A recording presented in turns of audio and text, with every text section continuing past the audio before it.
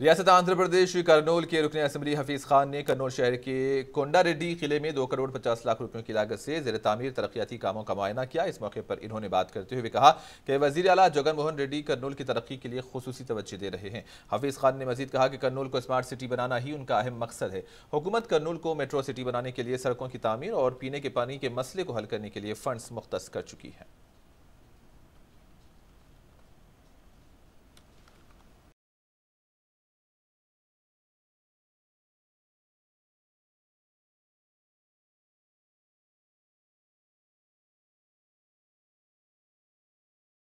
చూడాలని చెప్పి ఉంటుంది. కానీ కొండారెడ్డి బుర్జ్ ఏరియానే పూర్తిగా నెగ్లెక్ట్ చేసి పెట్టిన పరిస్థితి. దానికోసమే ఆల్మోస్ట్ కోవిడ్ సమయంలోనే దీని గురించి ప్లానింగ్ చేయడం జరిగింది.